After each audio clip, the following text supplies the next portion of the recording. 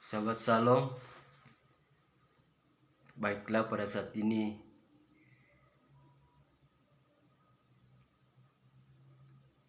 saya akan mengangkat pembacaan mengenai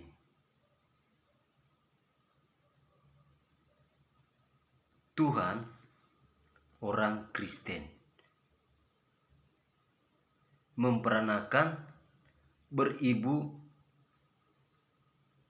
dan diperanakan. Dan alasannya ini sesuai dengan kitab suci, dan saya jelaskan sesuai kitab suci, dan saya baca dari kitab suci terjemahan ILT, itu kitab yang mendekati kesempurnaan, yaitu ILT, bukan lain.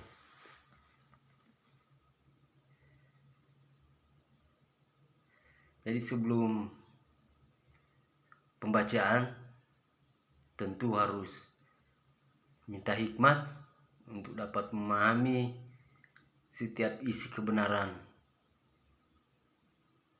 di dalam kitab suci ini. Dan sebelum masuk di sini, sebenarnya saya nanti menyampaikan jam 12, tapi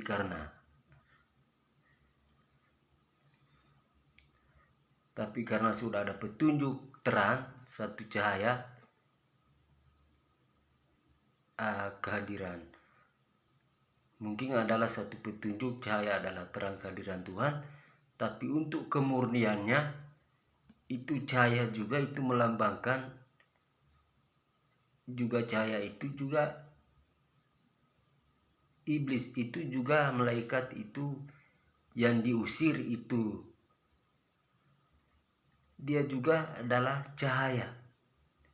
Tapi sehingga kita untuk memurnikan cahaya yang terang dari Tuhan, kita harus tengking dengan darah Yesus, dan kita harus kalahkan dengan doa.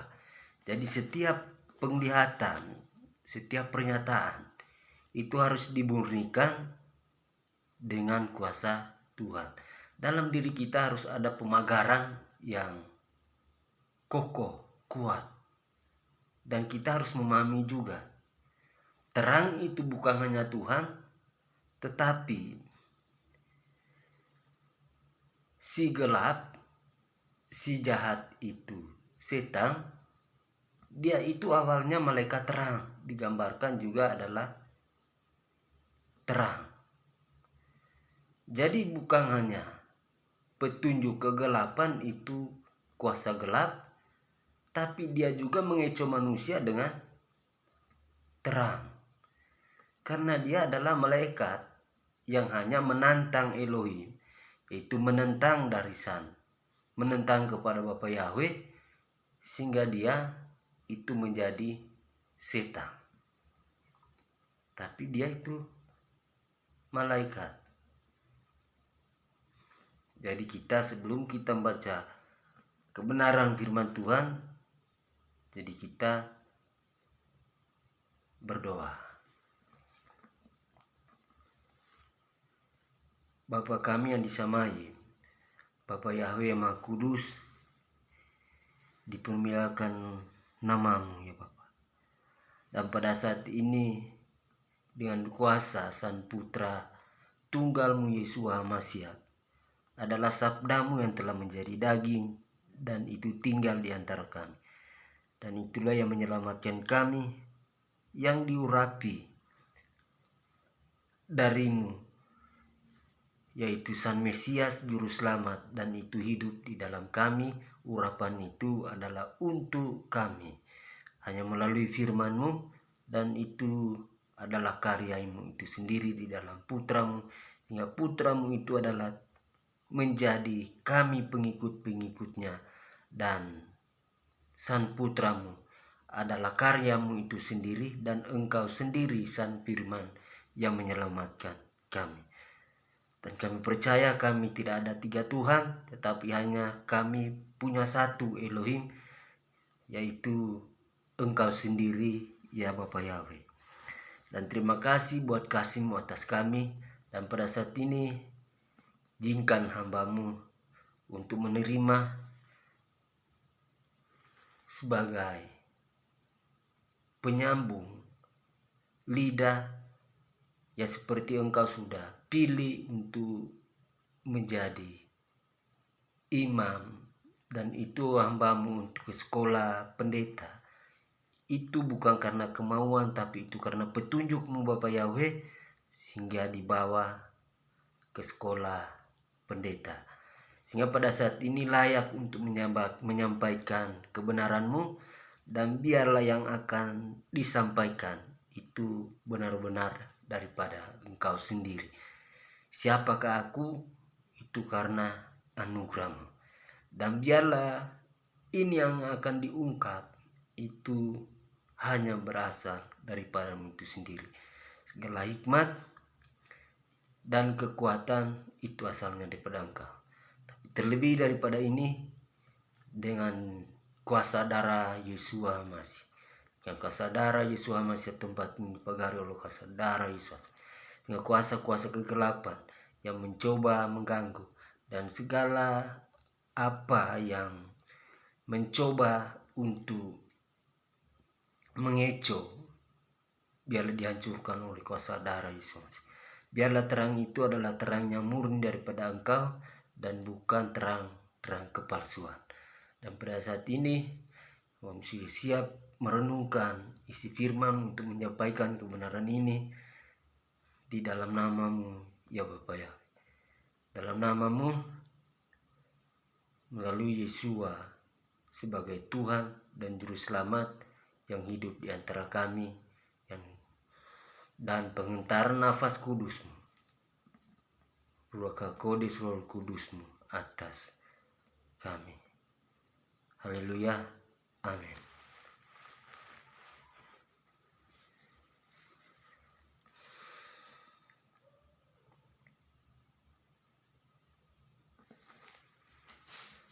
Pembacaan pada saat ini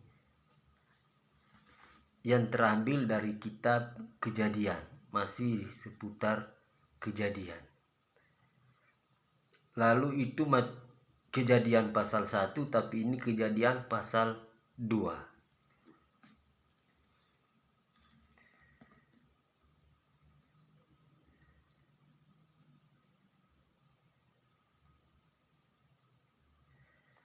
Kejadian pasal 2 ayat 7 sampai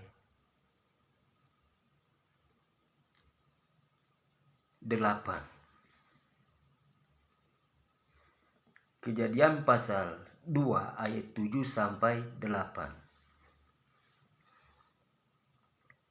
Bunyinya sebagai demikian.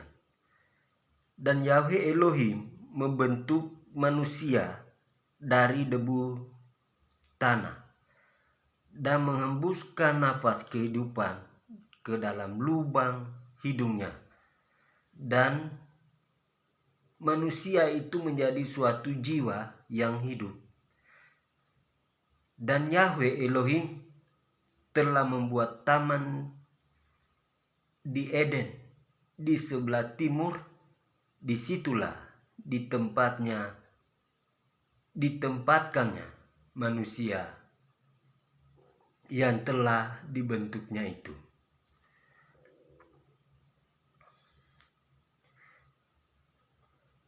Diulangi lagi Kejadian 2 ayat 7 sampai 8, dibacakan kembali. Dan Yahweh Elohim membentuk manusia dari debu tanah dan menghembuskan napas kehidupan ke dalam lubang hidungnya, dan manusia itu menjadi suatu jiwa yang hidup.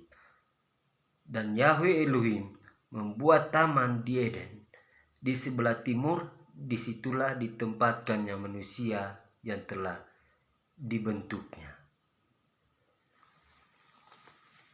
Jadi dikutip di dalam, saya ambil pertama saya jelaskan di ayat 7. Dan Yahweh membentuk manusia dari debu tanah dan menghembuskan nafas Jadi nafas itu di dalam bahasa Ibrani ruach. Ruach. Jadi tentang roh itu ruach. Bahasa asli di dalam kitab suci itu ruach dalam bahasa Ibrani. Jadi kalau ruach, kalau lihat di kamus, ruach dalam bahasa Ibrani, bahasa Indonesia tepatnya nafas. Nafas atau angin. Sebenarnya kalau roh itu pengertiannya lain, tapi bagaimana lagi kalau di kitab suci memang banyak pemalsuan memasukkan tentang bahasa-bahasa asing yang bukan berahimkan rahim Kristen tapi dari Arab. Seperti itu ilah, firman, roh. Itu bukan bahasa Indonesia dan bukan bahasa Ibrani yang sumbernya dari kitab suci orang Kristen, tetapi itu dari bahasa Arab dan itu dari rahimnya agama lain. Ini yang celakanya di Indonesia, itu memakai bahasa-bahasa yang bukan dari rahim Kristen tapi dari rahim agama yang di luar Kristen. Kita tahu rahim agama apa yang di Arab, dan itu yang selalu disamakan bahasa-bahasa yang di dalam kitab mereka. Jadi mengenai roh itu lagi. Tapi yang sebenarnya ruach. Jadi kalau ruach itu nafas. Dan ini sangat penting, ibarat rumah ini pondasi di dalam pengajaran pemahaman ini. Karena apa? Ini dasar Tuhan, diri Tuhan. Tuhan orang Kristen yang adanya itu adalah nafas. Kalau kita lihat itu di dalam Yohanes pasal 4 ayat 23 sampai 24. Yohanes pasal 4 ayat 24. Bahwa Bapa itu adalah ruach, adalah nafas. Jadi sembahlah dia di dalam nafas. Jadi kalau menyembah dia di dalam nafas, tentu di setiap kita hidup itu kita dalam penyembahan kepada dia. Jadi ternyata manusia ini dihidupkan, itu dibentuk dari debu tanah kalau ayat 7. Ini bahwa Bapa Yahweh Elohim membentuk manusia dari debu tanah dan dihembuskan nafas kehidupan ke dalam lubang hidungnya, dan manusia itu menjadi suatu jiwa yang hidup. Jiwa itu diri, jiwa atau diri. Jadi kalau jiwa itu ya diri kita. Jadi hidupnya ini karena nafas Bapa Yahweh. Ini yang saya tekankan. Lalu yang mana?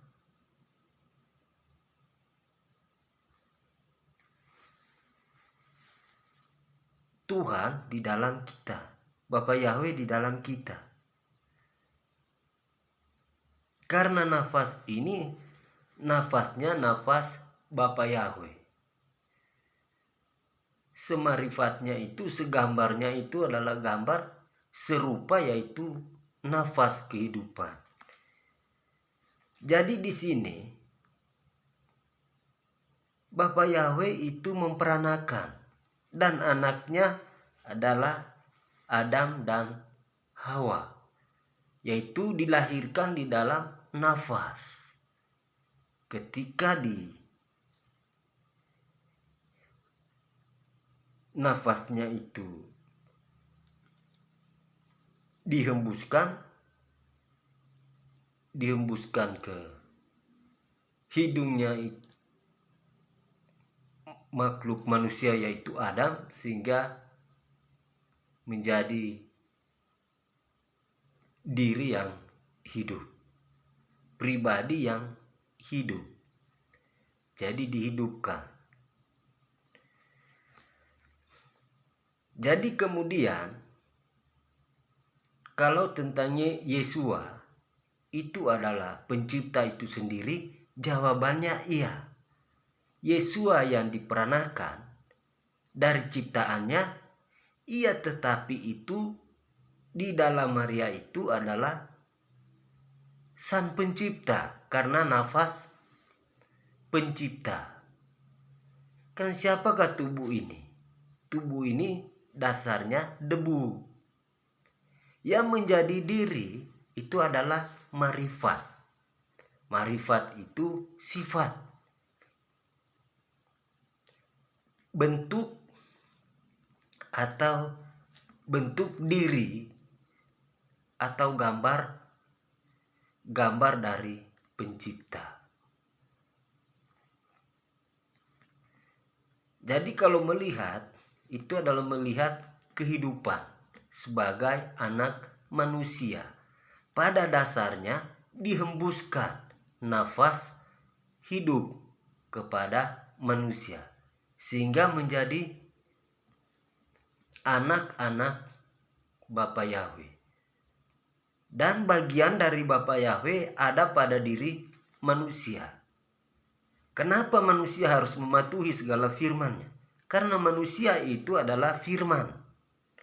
Karena Yesua itu Bapa Pencipta yang menjadi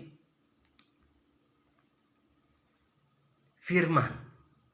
Dan firman itu yang menjadi daging dan hidup di antara kita. Hidup dalam diri kita.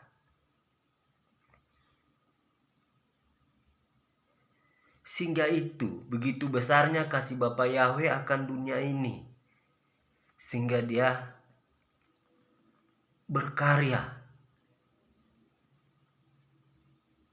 berbuat yang terbaik untuk tetap menyelamatkan. Karena apa? Dia menuntut dirinya harus di dalam dirinya. Jadi keselamatan itu, hidup itu adalah anugerah. Berhubung nama saya juga anugerah. Saya hidup karena anugerah. Jadi semua ini oleh anugerah. Jadi pada dasarnya oleh karena anugerah dihidupkan. Jadi napas dihembuskan sehingga menjadi kehidupan.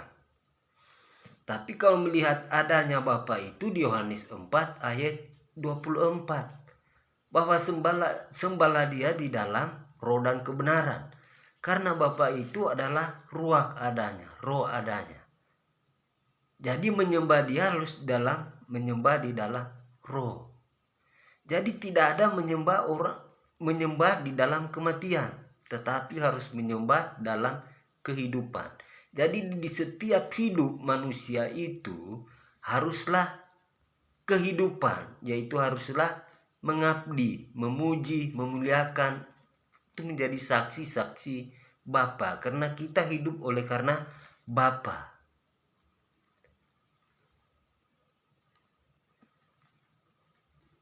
Jadi tidak boleh ada kematian. Jadi sembah itu harus menyembah memuliakan Dia di dalam hidup. Jadi pada dasarnya hidup kita memahami diri Bapa Yahweh. Pahami dulu Pencipta, baru kita memiliki keyakinan. Jangan meyakinkan apa yang tidak pada landasan. Jadi pahamilah dengan benar diri Pencipta. Seperti apa baru kita melakukan ibadah yang sesuai dengan kehendaknya. Tapi minimal orang itu pahami. Jadi hanya satu. Iman sebesar biji sesawi itu dapat memindahkan gunung-gunung. Karena apa? Jangankan gunung, Planet pun dapat dipindahkan. Oleh karena apa? Karena kita ada Dia. Bukti apa yang akan kita berikan? Buktinya kita sudah diciptakan. Sudah diciptakannya karena yang pencipta adalah Bapa Yahweh sendiri. Kita adalah ciptaan. Dan diri dari Bapa itu di dalam kita. Kita adalah gambar, rupa, bukan dirinya. Tapi kita bagian dari Dia karena nafas hidup ada pada kita. Asalnya dari Dia. Tapi sang firman yang datang dijelaskan oleh Yohanes dalam Yohanes 1 ayat 1. Yohanes pertama ayat pertama. Pada mulanya firman. Firman itu sabda atau perkataan. Perkataan itu bersama-sama dengan Elohim dan perkataan itu adalah Elohim. Dan kemudian kayu salib dia katakan Elohim Elah lemas faktani. Artinya Elohim sabatani itu artinya sesembahan. Mengapa engkau meninggalkan aku? Ini sang sabda yang menjadi manusia. Karena memang dia harus menjalani seperti apa yang dinubuatkan oleh Yesaya di dalam Yesaya 52 ya kalau tidak salah, 50 atau 52 tentang Mesias. Sebelum itu terjadi, itu sudah dinubuatkan, digambarkan oleh Nabi Yesaya bahwa dia akan itu disalibkan dan tubuhnya akan menjadi seperti itu. Itu sudah dinubuatkan. Di tempat kelahirannya itu sudah dinubuatkan. Dari keturunannya itu sudah dinubuatkan. Mesias yang benar keturunannya bukan dari Lewi tapi dari Yehuda. Itu sesuai nubuatan para nabi. Dari Mika 5, Yesaya 52. Itu dalam kitab Perjanjian Lama. Jadi penyempurna itu harus ada pegangan-pegangan yang dari sebelumnya itu dapat tergenapi. Bukan tanpa ada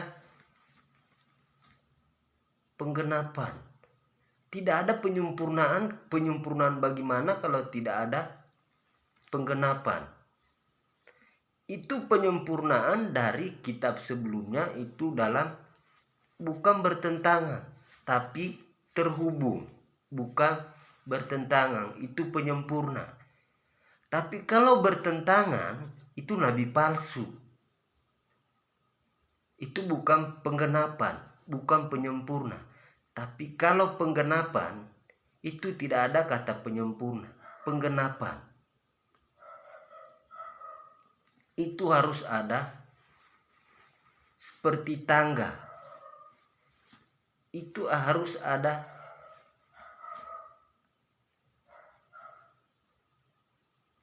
terhubung. Bukan loncat lain. Kalau dari Tuhan pencipta itu yang di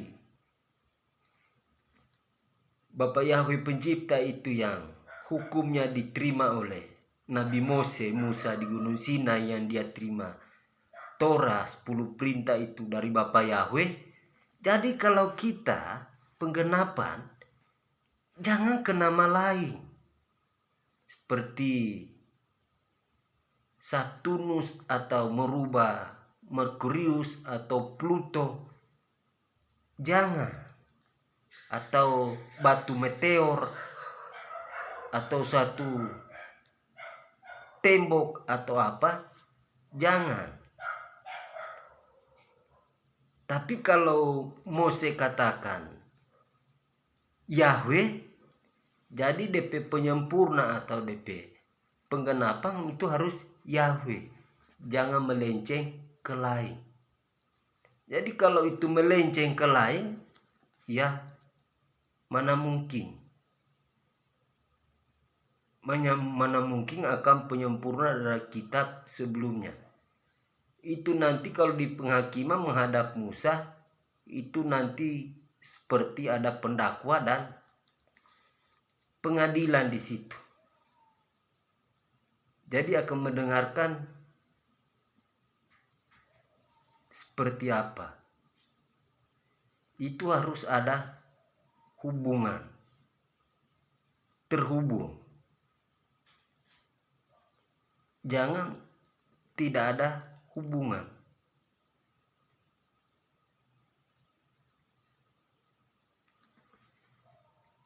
Jadi tentang Tuhan orang Kristen itu ruach, nafas.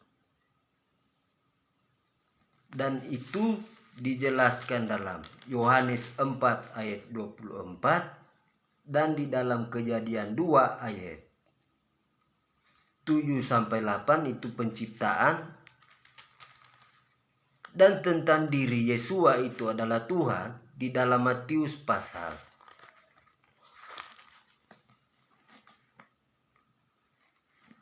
di kitab Injil ada semua. Di Matius pasal 1 ayat 18 itu kelahiran Yesua, bahwa dia dikandung dari nafas kudus dan ibunya ini tidak tersentuh oleh laki-laki.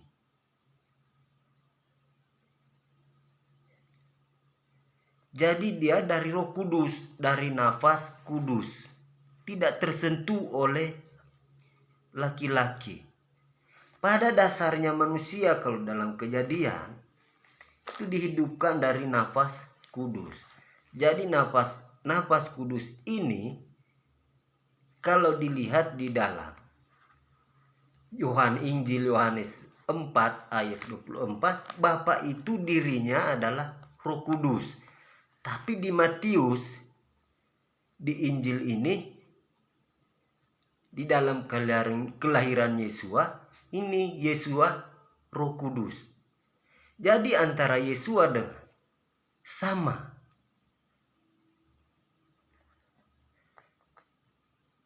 Jadi Yesua itu adalah peran Bapa atas manusia. Jadi penyempurna, penggenapan itu Yesua. Karena tidak melenceng. Karena Bapa membuktikan dia mengembuskan nafasnya. Berarti dia nafas adanya. Kemudian di perjanjian baru tidak berubah. Lahir dari nafas kudus. Dan juga Yohanes bersaksi, Bapa itu dari nafas kudus. Hanya bahasa itu disebutkan Roh Kudus, tapi aslinya Ruach HaKodes. Ruach bahasa Ibrani itu nafas, tepatnya ke bahasa Indonesia. Kodes itu kudus. Jadi tentang nafas hidup itu adalah diri Tuhan. Asalnya dari Bapa Yahweh. Jadi jelas ya kita manusia.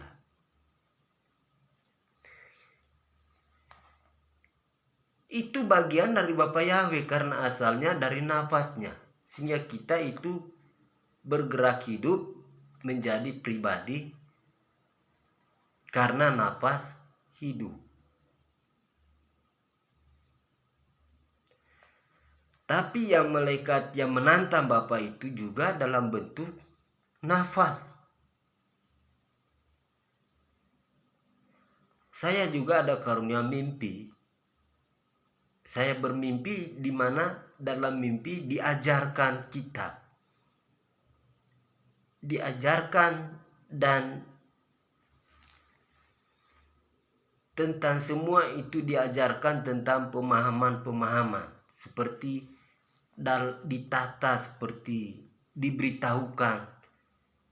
Jadi saya juga di balik itu banyak buku, sehingga saya itu tidak bisa membedakan saya baca di buku sesuatu pemahaman itu atau memang dalam mimpi.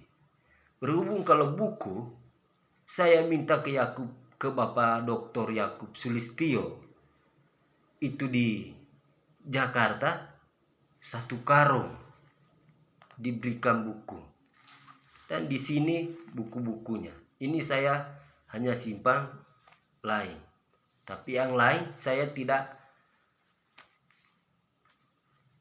tidak halang berkat. Jadi saya berbagi-bagikan apa yang sudah diberikan supaya berkat itu mengalir ke orang-orang lain.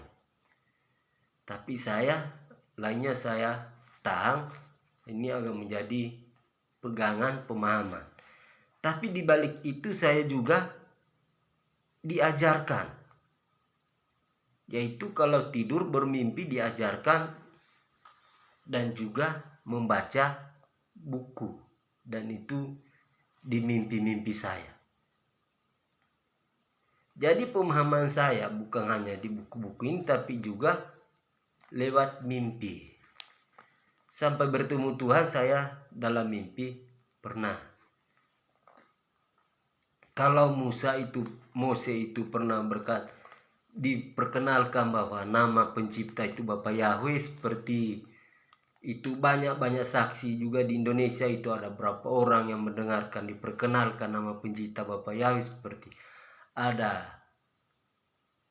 Tony Daud, itu juga dia katakan di sana nama Bapa pencipta itu Yahweh dan nama putranya itu Yeshua HaMasih.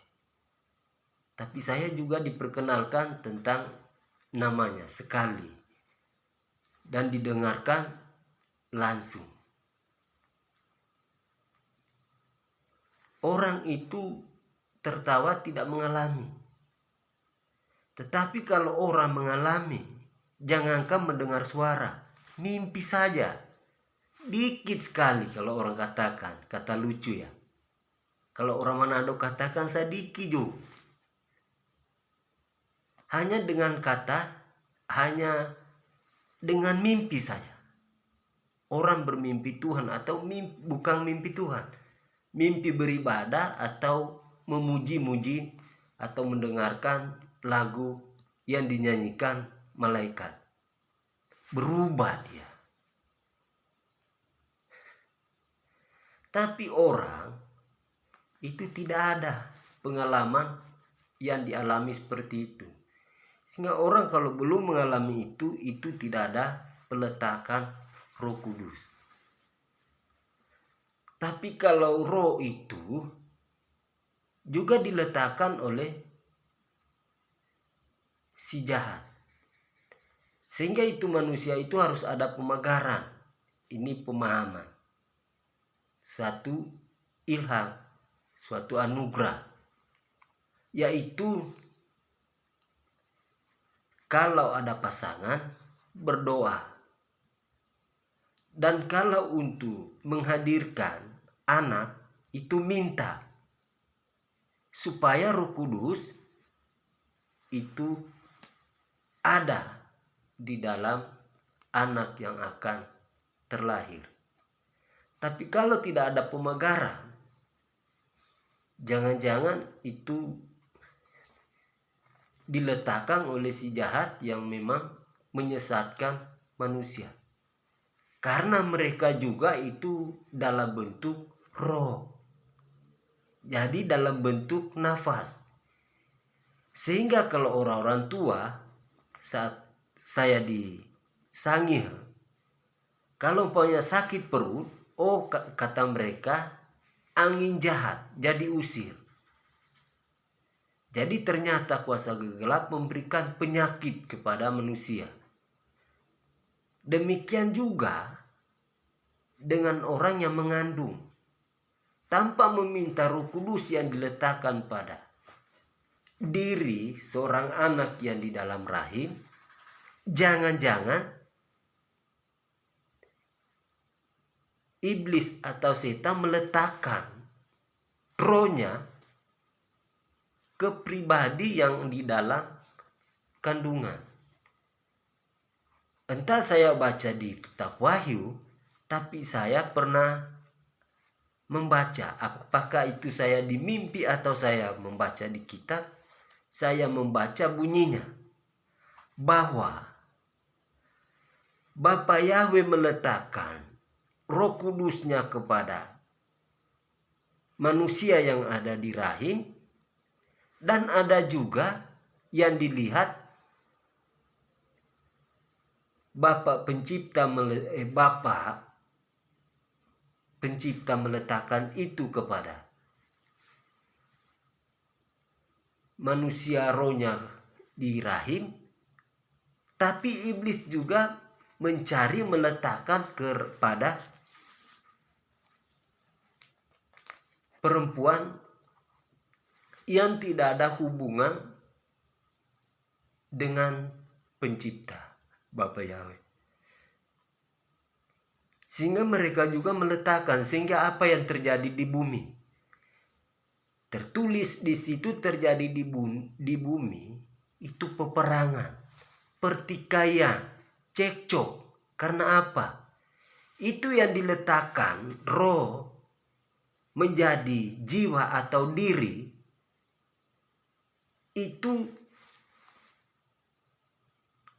satu diletakkan oleh iblis setan si jahat, tapi yang satu diletakkan oleh Tuhan.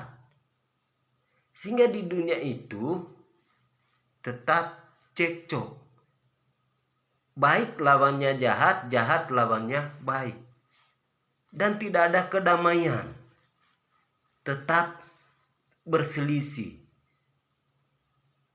tetap berperang, bukan hanya antar negara, tapi di lingkungan.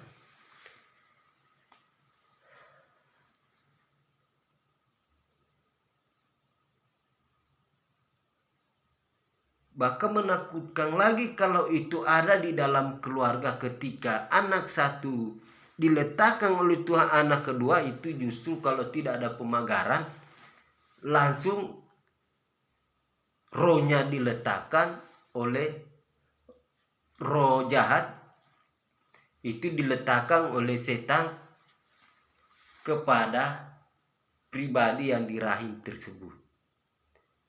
Sehingga apa?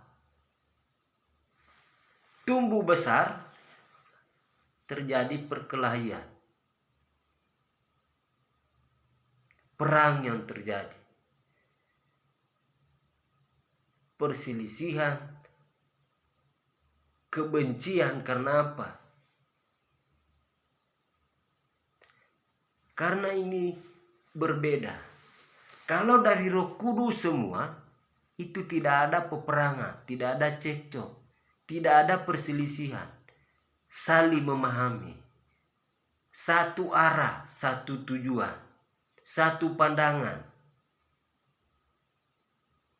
dalam kemauan yang sama, semua inginnya sama, yaitu untuk mengabdi kepada yang kuasa.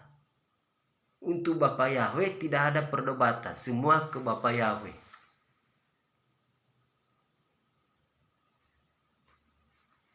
Jadi yang saya alami membaca itu tentang diletakkannya roh kepada rahim manusia itu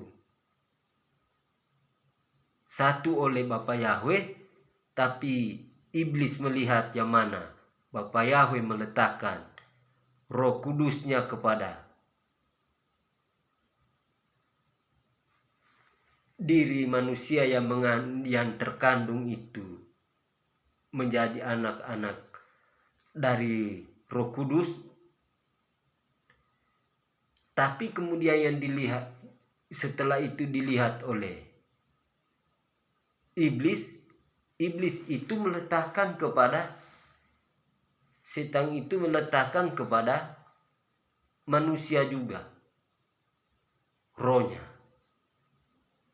Jadi iblis, setan itu roh juga.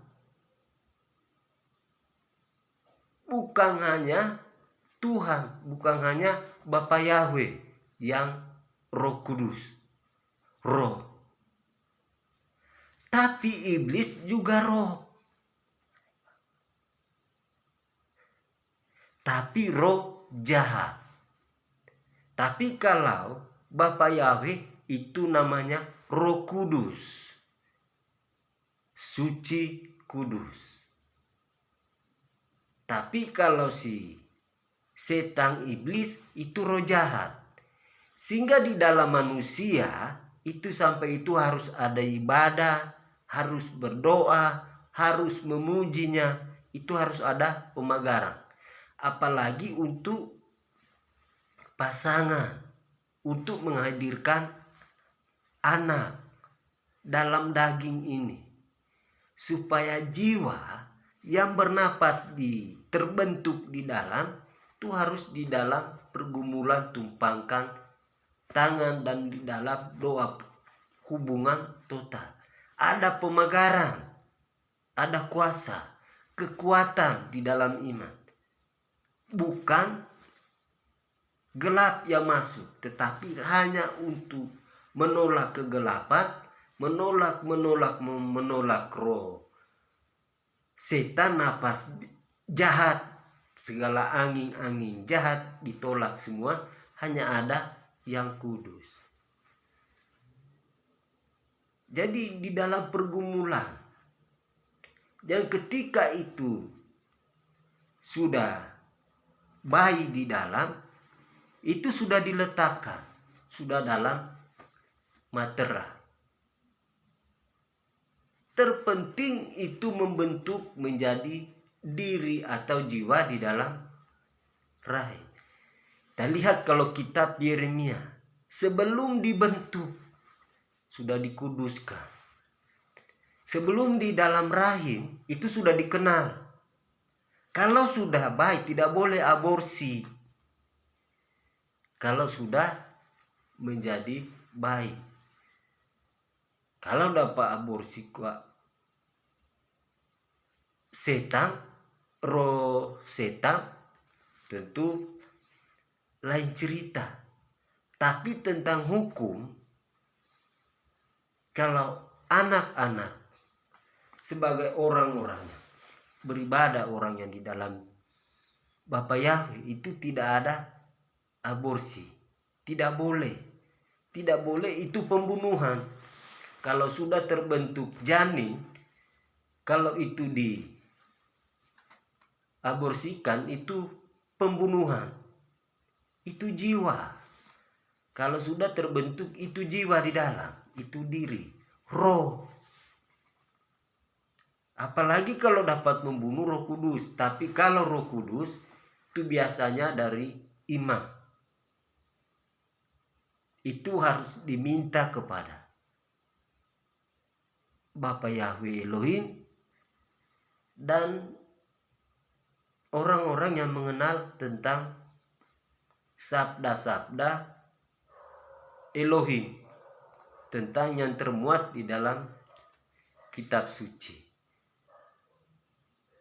Ya kalau itu orang terlanjur di dalam hidup di dalam keduniawian, lekas meletakkan keduniawian dan baptis lahir baru dan terima Roh Kudus. Dan harus ada pemagaran, penjagaan total. Tidak gampang untuk menjadi orang Kristen yang asli. Tetapi kalau meninggalkan kekristenan, itu kerugian yang tidak ada.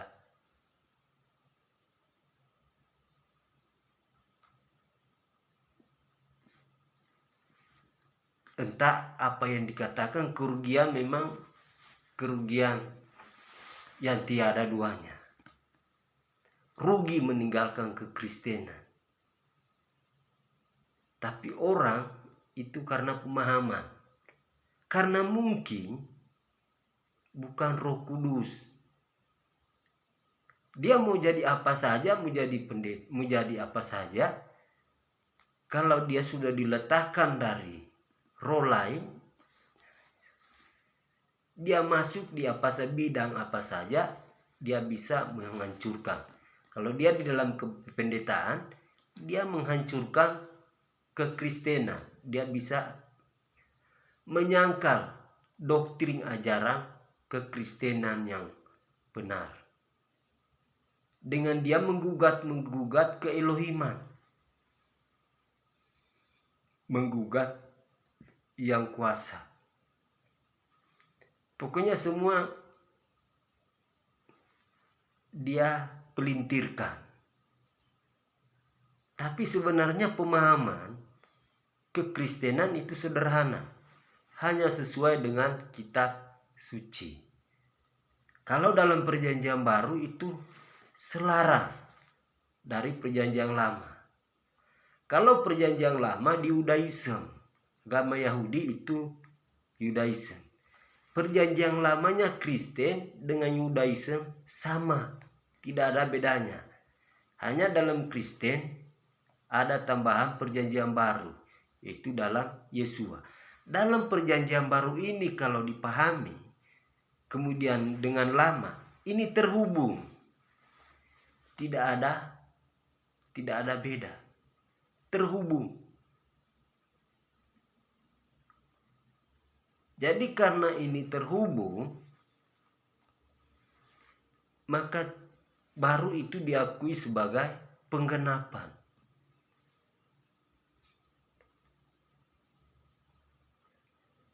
Boleh dikata penyempurna. Memang yang lama itu sudah sempurna, tapi penggenapan. Lebih tepatnya itu penggenapan, bukan penyempurna. Kitab sudah sempurna. Dari sebelum-sebelumnya sudah sempurna. Sejak Elohim, Bapa Yahweh ciptakan yang sempurna, terus sempurna. Sampai yang baru. Hingga yang sekarang tetap sempurna. Bapa Yahweh tidak berubah. Kuasanya tidak berubah. Pekerjaannya tidak berubah. Mau bukti, banyak yang di dalam hal-hal yang luar biasa. Mau lihat di Indonesia saja seperti siapa? Pastor Simon. Orang sakit disembuhkan. Siapa Makayan seperti siapa? Tony Daud. Bilang terjadi krisis, itu terjadi krisis. Tapi agama lain saya belum dengar. Hanya ada agama yang tertentu itu hanya menghina Kristen, orang Kristen Tuhannya 3. Karena alasannya dari pendeta, master, doktor, profesor, doktor. Seperti itu. Tapi kalau di dalam, saya dari sekolah teologi, master itu kok mengajarkan tentang kita. Itu ada tafsir. Tafsir perjanjian lama dan tafsir perjanjian baru. Ternyata itu ditafsirkan. Mau sampai profesor doktor tetap ayat tafsir bebas orang tafsirkan. Dia sendiri profesor tidak dapat memastikan tentang ayat tersebut tafsirnya sesuai pandangan dia. Tapi tetap di ayat tersebut, di pasal di ayat yang tafsir tetap bebas tafsir. Jadi sama. Mau dokter dengan orang yang tidak ada sekolah tetap tafsir semua. Kehendak bebas. Jadi yang benar yang menjamin logika, pemahaman. Pandangan yang benar itu baru tafsir yang benar. Siapa bilang kamu jadi dokter dan turunnya sampai master itu dalam tafsir pandangan yang benar? Bisa salah. Kami terima materi Dosen-dosen berbeda-beda pandangan, tapi semua adalah master-master. Hanya untungnya mereka bertitel. Kemudian apakah diuji kalau doktor itu dapat berbahasa Ibrani dengan baik? Oke, kita uji. Kalau saya bisa uji.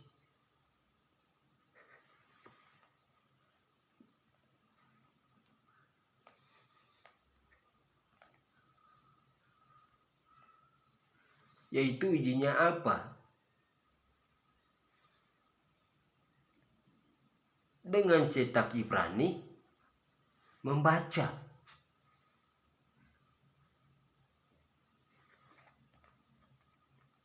Karena apa? Di dalam sekolah itu bukan hanya tentang kitab. 90% itu filsafat. Itu standarnya perguruan tinggi itu sama. Kalau mata kuliah seperti di perguruan tinggi lain, di teologianya juga demikian. Hanya teologi ada tambahan-tambahan tentang tafsir perjanjian lama, tafsir perjanjian baru, ilmu berkhotbah, ilmu tentang Roh Kudus, dan lain sebagainya. Tapi kemudian tentang mata kuliah lain-lainnya di perguruan tinggi lain itu dapat, di teologi juga dapat demikian, sama. Jadi apakah bisa dikuasai semua itu?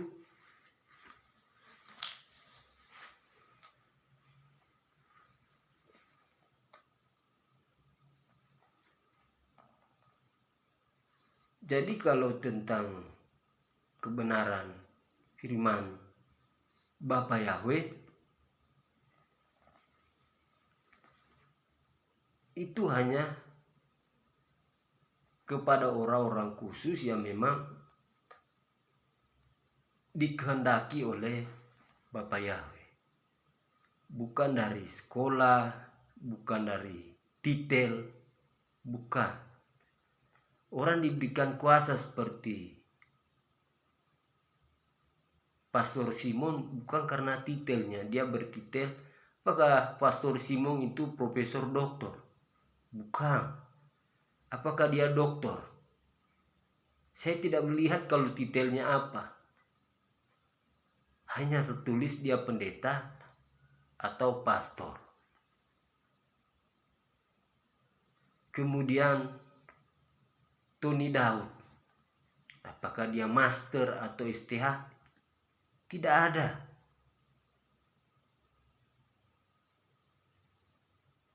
Seperti kami semua, tidak ada. Tapi kalau dari sekolah, ya sekolah pendeta ya, saya dari sekolah. Memang pentingnya sekolah itu adalah pembentukan pada diri mahasiswa itu. Ini ada perbedaan sekolah dengan tidak. Hanya saling gesek-menggesek ketika di asrama di sekolah. Pendeta dibentuk dengan cara demikian. Jadi bisa ditegur, bisa dinasihati dalam hidup keseharian, cara berpakaian, duduk, berjalan, berkata-kata, semua itu dapat dilihat dan diawasi.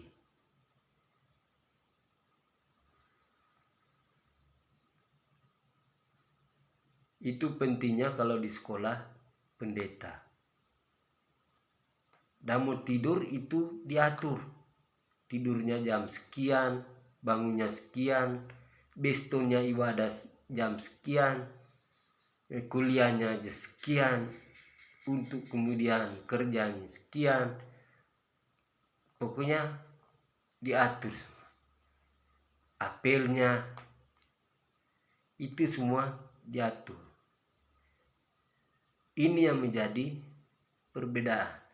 Kalau ya melalui dan selesai, yang berarti ceritanya orang-orang yang diatur. Kalau dari sekolah pendeta berarti orang-orang yang dididik. Baru jadi pendeta. Jadi bukan dilihat dari harus berkata-kata, harus tepat, harus dilihat bagaimana DP. Jangan dia mau katanya salah, awas. Bukan. Kalau sekolah pendeta itu dari orang-orang yang dididik dan diatur.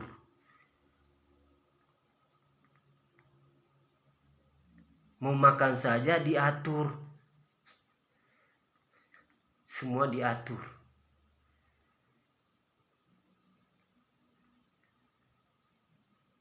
Nanti kalau masuk, rasa sendiri seperti apa di sekolah pendeta. Jadi siapapun boleh, tapi tidak menjamin lulus. Tapi karena kalau total meminta bisa, kalau Tuhan kehendaki. Jadi kalau dia kehendaki, semua jadi. Kalau tidak, itu tidak akan terjadi. Tapi pemakaian siapapun akan dipakai, walaupun tidak sekolah. Karena Bapak Yahweh itu tidak terbatas kuasanya.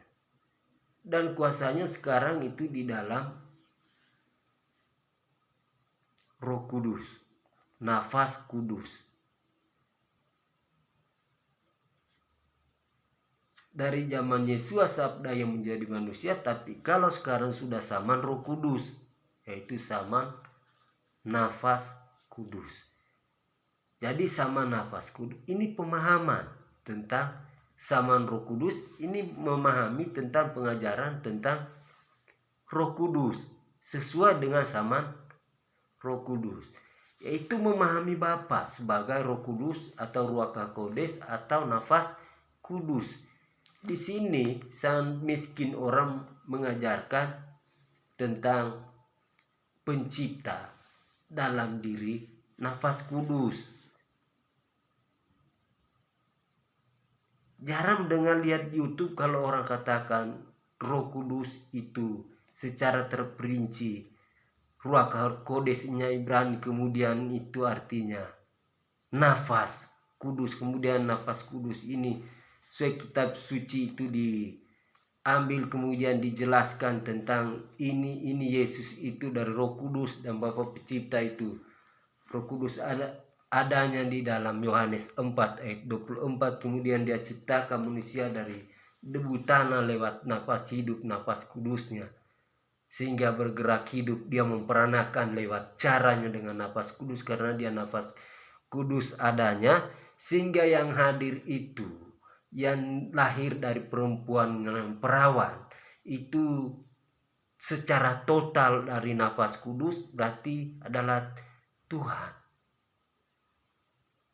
Kemudian dia mati, tapi dia bangkit dari kematian dan dia terangkat ke posisi awalnya dia ada. Pada mulanya juga Elohim menciptakan dia, baiklah kita menjadikan. Berarti ada oknum, bukan hanya dirinya sendiri. Berarti Yesus sudah ada di situ.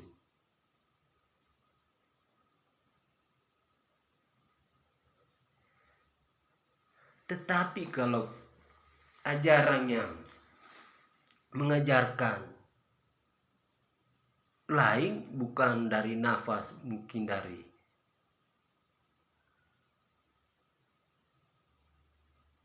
apa-apa saja, dari batu atau dari air atau dari gula atau dari garam, itu kan tidak mungkin beranak dan diperanakan. Tidak mungkin memperanakan beranak dan diperanakan, kecuali nafas.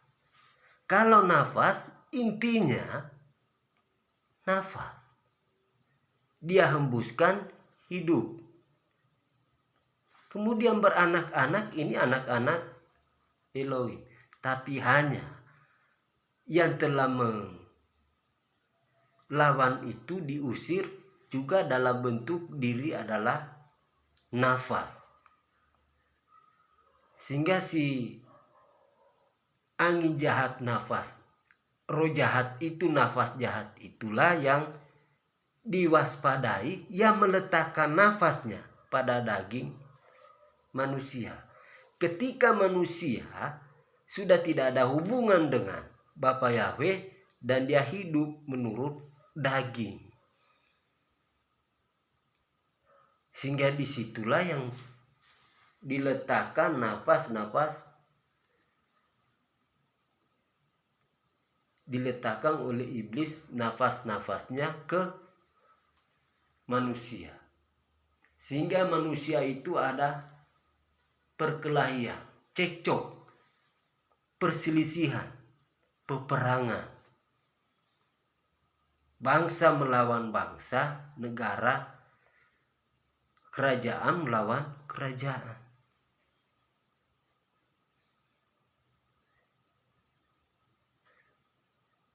Bersaudara berselisih paham. Apakah hamba-hamba Tuhan ada pemagaran? Ini yang perlu ditekankan. Banyak hamba-hamba Bapa Yahweh sudah tidak ada penjagaan. Sehingga apa?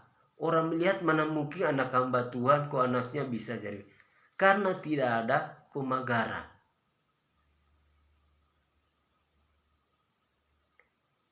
Boleh dikatakan lalai. Atau pemahamannya itu, atau hilang kasih mula-mula. Pada awalnya itu memahami, itu kemudian ya begitulah, rahasia hanya diberikan kepada orang-orang yang memang dari Roh Kudus. Dan apalagi yang berbicara tentang Bapa kalau bukan Bapa itu sendiri? Apa yang mengenal isi hati Bapa Pencipta kalau bukan Bapa? Apa yang mengenal Roh Kudus kalau bukan dari nafas kudus? Ini yang saya jelaskan. Saya juga anak yang diminta untuk dihadirkan. Karena kakak saya perempuan Jareta meninggal di hari kelahirannya, dan orang tua bapak dan ibu meminta kepada Bapa Pencipta untuk dikembalikan anak mereka yang cantik itu. Tetapi yang diberikan diri saya gantinya, tapi sudah laki-laki. Bukan namanya, bukan cantik, tapi sudah ganteng. Karena kalau cantik perempuan, kakak saya yang cantik. Yang digantikan ganteng, berarti laki-laki, saya. Tapi nanti dapat dilahirkan usia kandungan 12 bulan. Karena ibu sakit. Jadi Tuhan, Bapa Yahweh membuktikan kuasanya. Ketika seorang perempuan yang sudah tidak dapat berdaya untuk melahirkan anak, tapi dapat melahirkan. Karena ibu sakit-sakit panas, saya lahir kulit saya tertinggal di kain. Karena masak. Tapi dapat hidup sampai diberi nama anugerah karena hidup. Ingat, anugerah itu adalah nama dari Roh Kudus juga. Kasih. Kasih karunia, kemurahan, atau nafas hidup. Ruach HaKodes.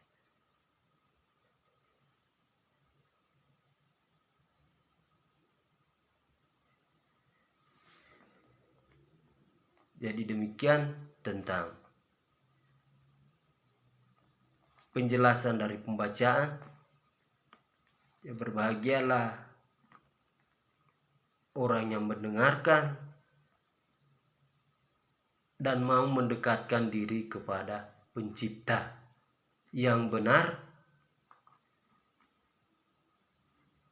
untuk dapat menikmati hidup yang kekal di dalam nafas hidup.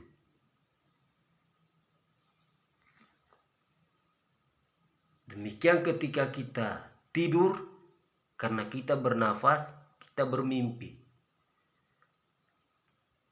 Tapi nanti kita di usia yang telah ditentukan, tubuh akan kembali menjadi tanah, dan nafas ini tetap ada, dan itu nafas adalah jiwa atau diri. Dan langit itu adalah tempat kediaman Bapa Pencipta dan bersama sama. Dan seperti angin dirasakan tetapi tidak dilihat, dan tidak tahu dari mana asalnya dan kemana dia pergi. Tapi demikian juga adanya, kita hanya merasakan kasih dari nafas kudus Bapa Yahweh yang oleh Dia, sehingga kita bergerak hidup dan menjadi diri karena nafas hidup. Dan nafas hidup inilah adalah diri kita.